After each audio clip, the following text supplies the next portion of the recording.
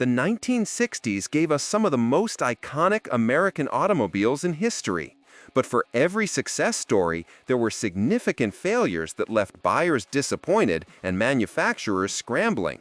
Today, we're counting down 8 full-size cars from the 1960s that fell short of expectations due to quality issues, design flaws, or just plain bad timing. These aren't cars that were simply unpopular. These were vehicles that had genuine problems that affected their owners' daily lives. Let's dive in.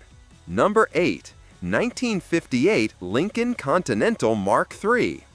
The 1958 Lincoln Continental Mark III represents one of the most expensive failures in automotive history. Ford lost approximately $60 million on the 1958 through 1960 Lincoln program, as the company tried desperately to catch up with General Motors' luxury dominance. The Mark III was the largest unibody car ever made at the time, measuring 229 inches long and weighing over 5,000 pounds. This massive vehicle came with a price tag exceeding $6,000, more than $2,000 higher than the top Lincoln model from just 3 years earlier. Despite being marketed as a separate Continental division product, the Mark III shared its body and mechanicals with the standard Lincoln, essentially making it an extremely expensive badge-engineered Lincoln with additional trim and equipment. Quality control was a disaster from day one. Ford introduced too many changes at once, resulting in quality lapses that directly contradicted advertising claims of unattainable luxury standards. Number 7. 1960 Edsel. The 1960 Edsel wasn't just bad, it was historically catastrophic. Ford discontinued the entire brand after producing only 2,846 units, making it the only automobile in history never actually produced during its designated model year. By 1960, the Edsel had been stripped of its controversial horse-collared grille and looked strikingly similar to Ford's own models, eliminating any reason to buy one. Ford lost over $250 million on the Edsel program, equivalent to over $2.6 billion today. The 1960 models shared bodies with Ford Fairlanes and were essentially badge-engineered Fords with minimal distinction. Quality control was a nightmare from day one. Edsels arrived at dealerships with such shoddy build quality that dealers had to spend time and money making them presentable or even saleable. The cars were built on existing Ford and Mercury lines with no Edsel-specific training for workers, and the focus was on speed rather than quality. The 1960 models came equipped with a subpar 2-speed Milo-matic transmission that received numerous customer complaints about running too far in first gear, slow, mushy shifts, jerky stops, and spin-ups on light throttle. Number 6. 1960 to 1963 Chevrolet Corvair. The Chevrolet Corvair was revolutionary, but revolution came with serious consequences. The early Corvairs from 1960 to 1963 featured a swing-axle rear suspension that was prone to dangerous oversteer. General Motors knew about the handling issues but declined to spend the few dollars per car to install a front stabilizer bar that would have made the suspension more manageable. The car also required unusual tire pressures that were outside manufacturers' recommended tolerances, with 15 psi in front and 26 psi in the rear when cold. Most owners inflated tires equally as was standard practice, resulting in dangerous oversteer. Sales collapsed from 220,000 units in 1965 to just 109,800. Additional problems plagued the Corvair, including oil leaks from the air-cooled engine, a heating system that could pump noxious fumes into the cabin, and a single-piece steering column that could impale the driver in a front collision. Number 5. 1961 Plymouth Fury. The 1961 Plymouth Fury continued Chrysler's styling missteps with what many consider an even worse design than 1960. The company dropped all vertical styling cues in favor of a completely flat look with revised headlight eyebrows, creating a car that looked both dated and futuristic in all the wrong ways. Despite sharing many components with the upcoming troubled 1962 models, the 1961 managed to maintain essentially unchanged sales figures, though that was hardly an achievement worth celebrating. The bustle-back trunk design was particularly controversial, and the overall proportions looked oddly dumpy and awkward.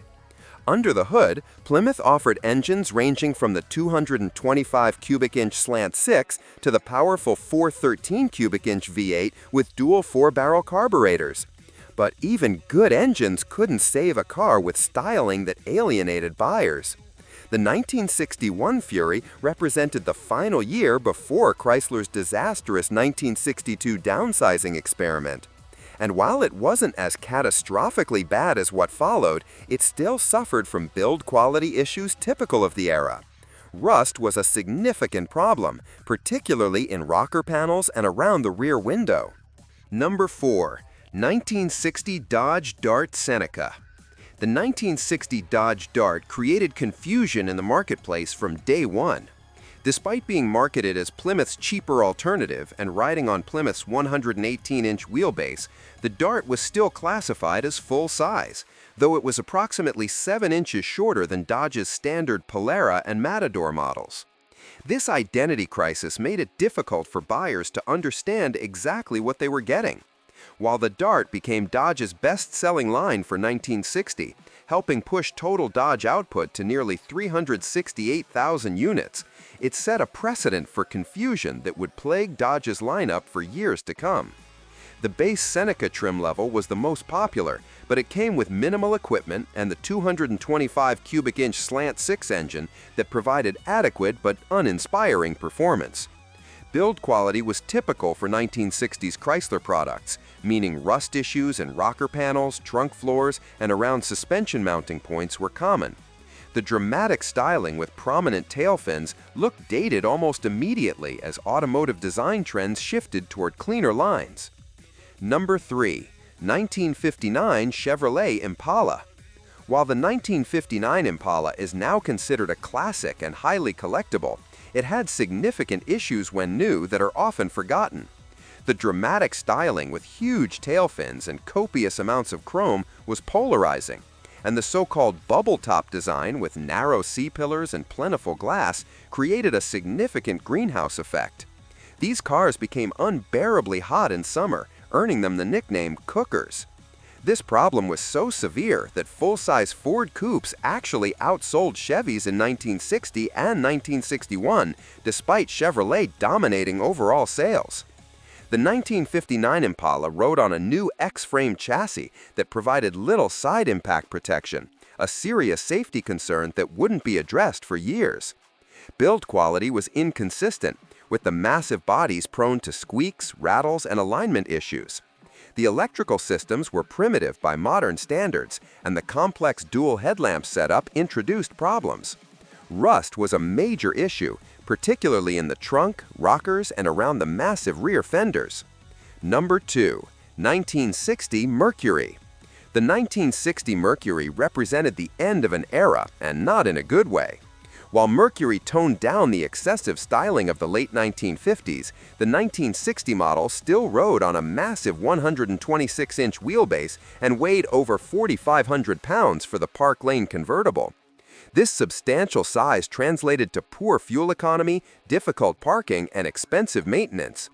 Reaching production of only 154,000 units, sales were marginally up from 1959, but nowhere near competitive levels.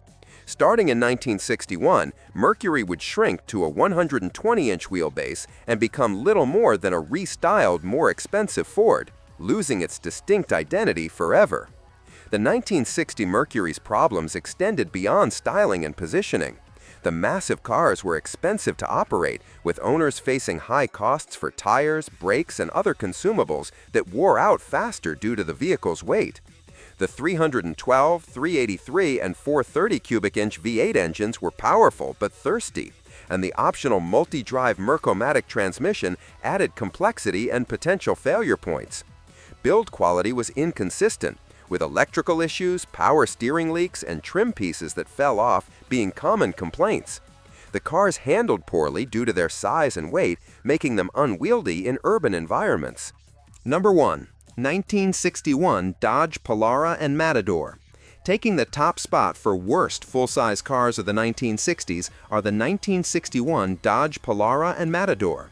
These cars represented Chrysler's styling excess taken to its absolute extreme, with bizarre reverse slant fins that look like they were designed for traveling backward rather than forward.